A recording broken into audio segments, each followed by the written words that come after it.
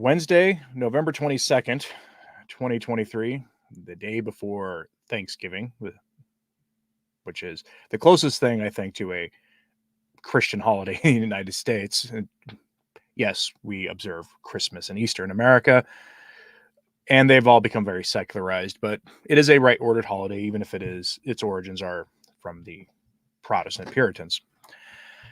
But good morning to all of you. Fair number of channel members in the live chat this morning. That's always interesting to see.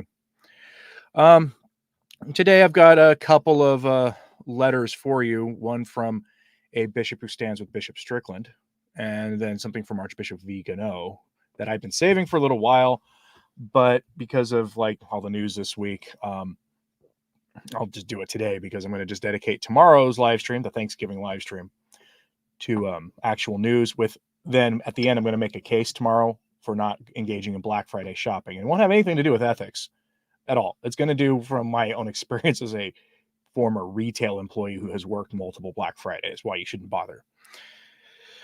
But good morning to you in Scotland and Canada.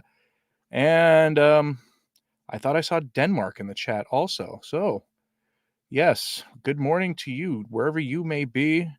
And we're going to jump right into this. I guess I'm going to try to head off any questions about a certain gigantic news story that broke yesterday. Unless you weren't online yesterday, you probably heard that over at St. Michael's Media, Church Militant, Michael Voris was asked to resign. It also was revealed yesterday that Christine Niles has not worked for Church Militant since November 10th. There is pre-recorded material that is on their websites and things from her, but she hasn't worked there since November 10th. And there's an official story, and there's other things going on. And I don't have the receipts to back up anything about other things going on, so I'm not going to give details about other things. But I know for a fact that there's other things going on besides the official story.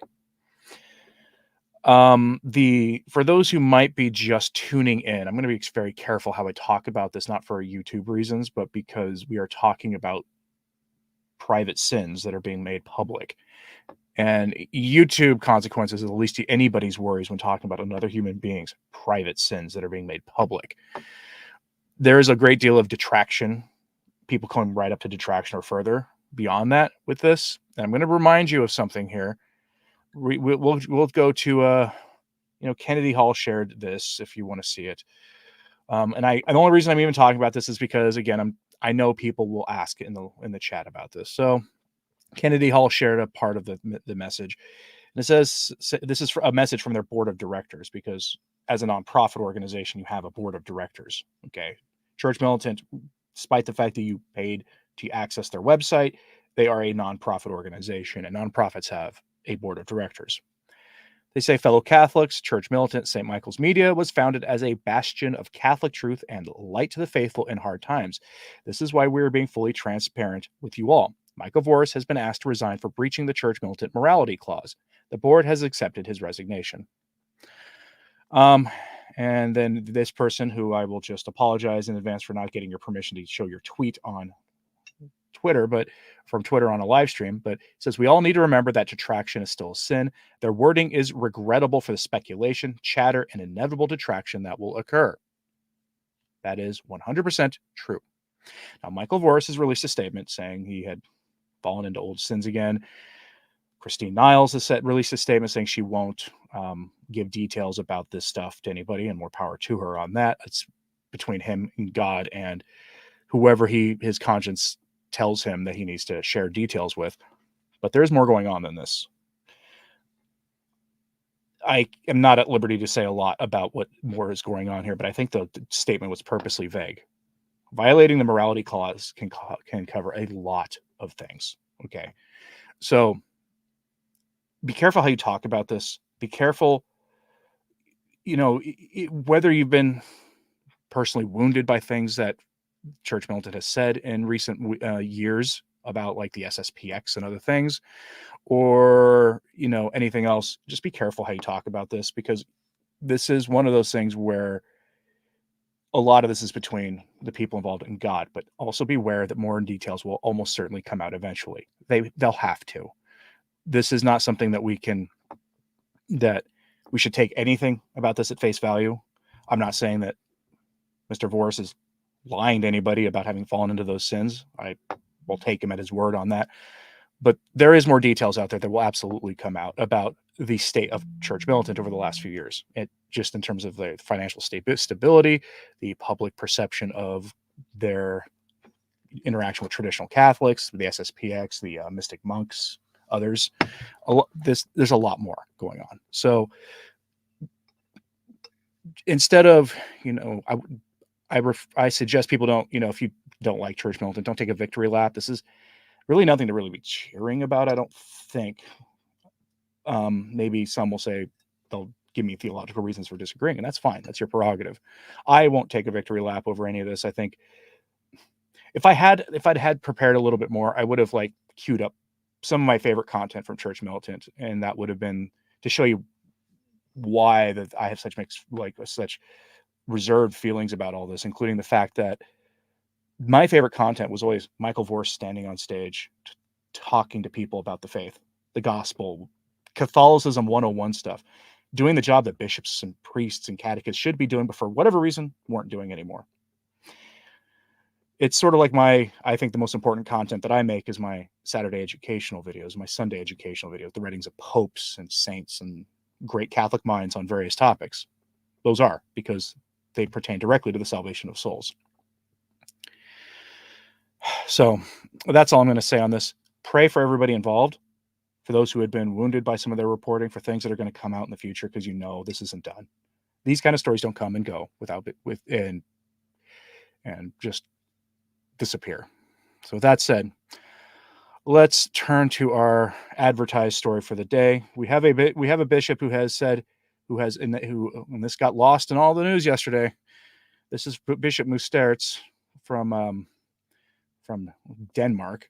He's a Dutch bishop who has said that who has basically said that the dismissal of Bishop Strickland is completely unjust, and that he should have gone his canonical process. His statement is not terribly long. It goes that far on the LifeSite posting of it. This has since been posted to Rorate Caeli and a bunch of other places. I will have links in this in my show notes today that will go live just minutes before my regular news story for the day goes live. But yes, we'll start here just in a second. So Bishop Mustertz says the following in his letter, quote, "The dismissal of U.S. Bishop Joseph Strickland from the Diocese of Tyler, Texas, remains a strange story.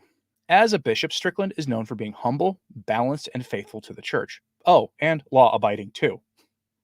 As an aside, what do you think that's a dig at? Let me know in the chat what you think that's a subtle dig there, not terribly subtle anyway. Which is why he accepted his dismissal. His response is in no way hostile to the Pope. He is simply asking for prayer and for Catholics to remain faithful to the church. A visitation took place, and as a result, Strickland was asked to resign. That he did not do. The shepherd did not want to leave his flock on its own. No specific charges were made.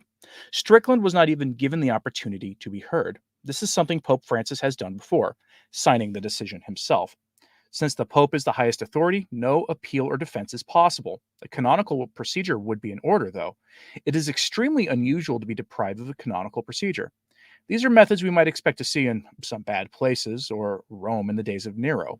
It really seems as if there are no valid reasons. At the end of the day, Strickland holds traditional views and has criticized the way things are going at the Vatican now and then.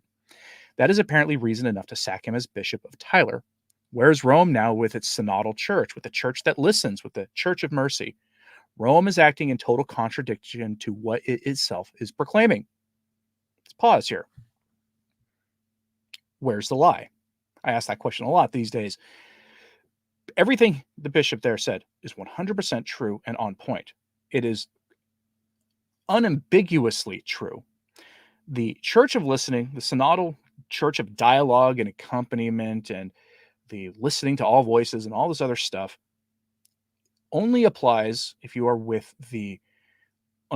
if you're willing to play ball with the current ruling idea system in the Vatican. That is unquestionably true. It cannot be denied. Let's continue. His, meaning Strickland's, dismissal is all the more puzzling when you take a look at the state of affairs elsewhere in the church. There are bishops who swept away Ted McCarrick's stuff, and Look at all the stuff in Germany where people blatantly contradict directives from Rome. There are bishops who preach heresy. Everything is being tolerated. It is only in the Strickland case, however, that drastic measures ensue.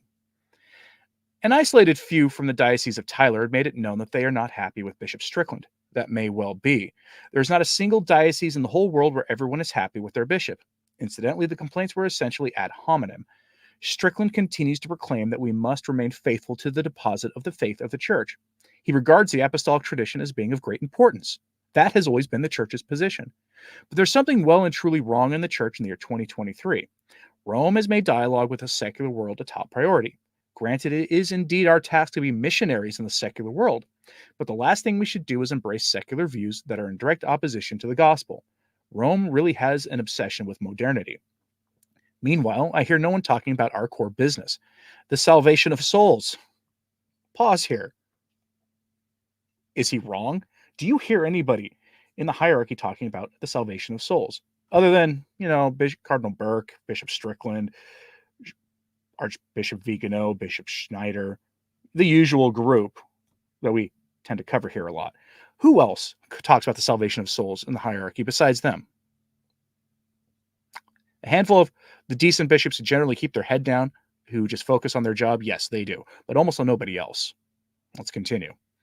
It was hardly discussed at the Synod of Synodality, if at all. It seems the outcomes are not as bad as expected. No, the Synod is not about doctrine, but in the meantime, a wedge is certainly being driven between doctrine and pastoral practice.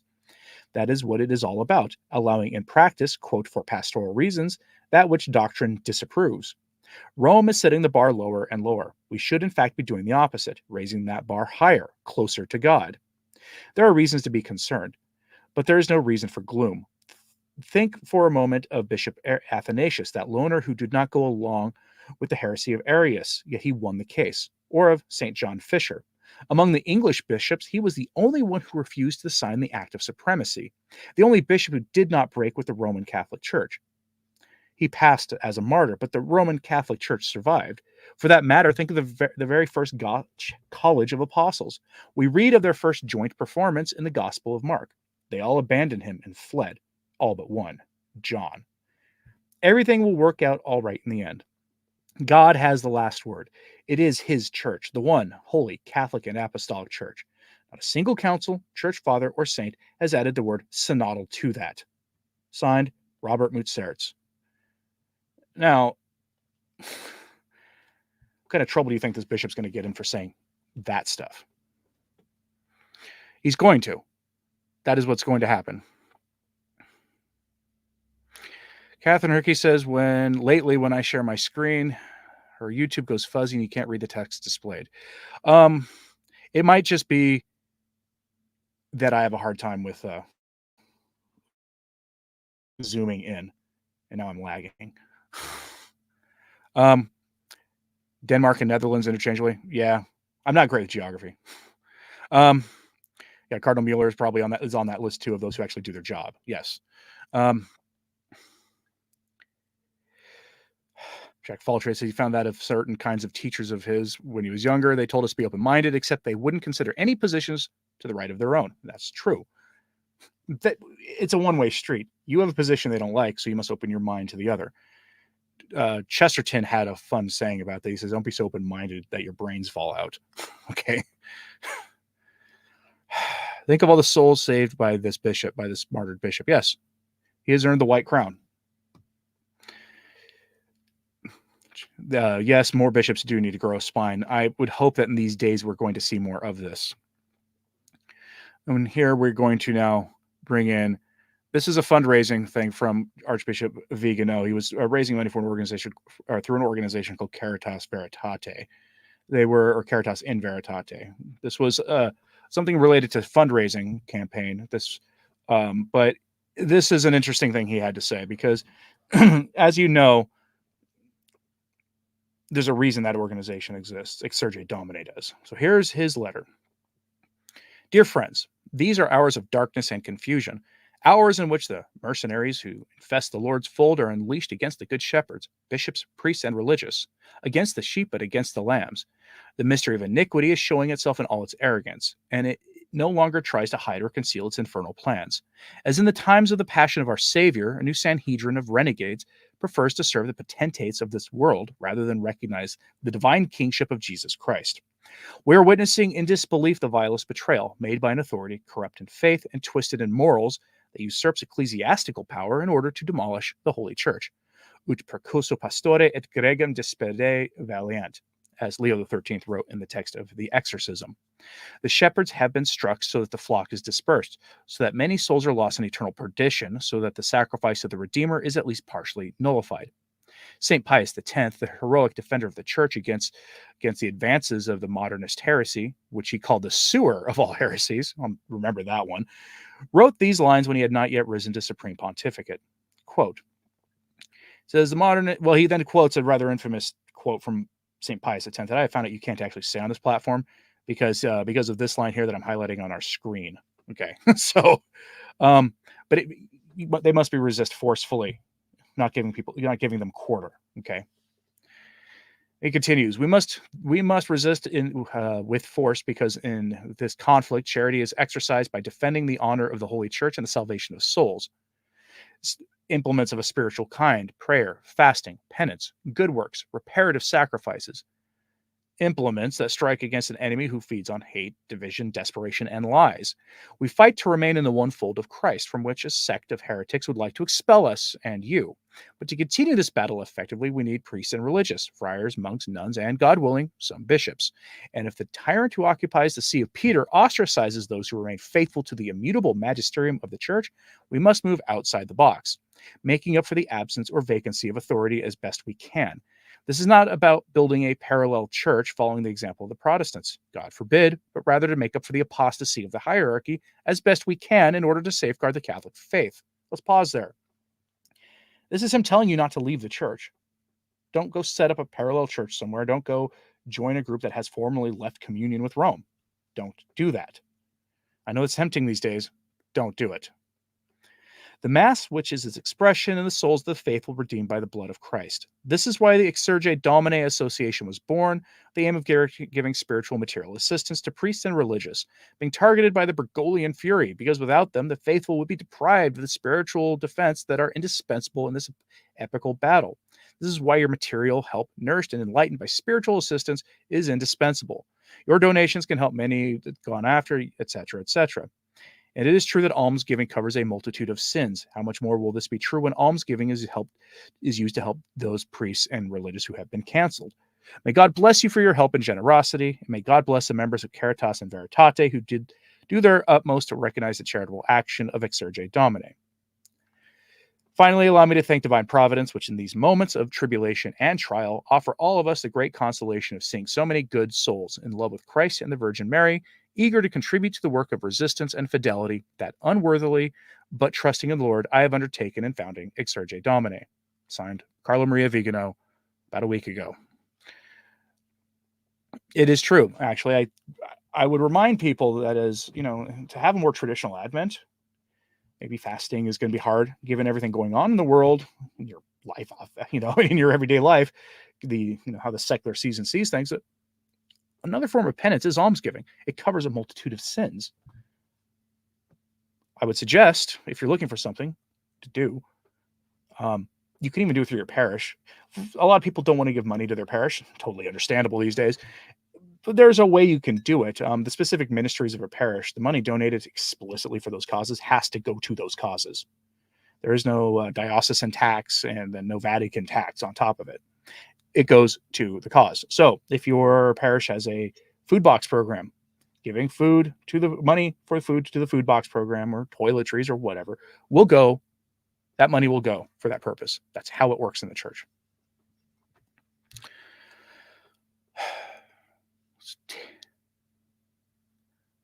Kathy Sieber says, who is another bishop? That is a good question. This letter came out initially within a couple days of the initial Strickland story. That's why I didn't cover it until then.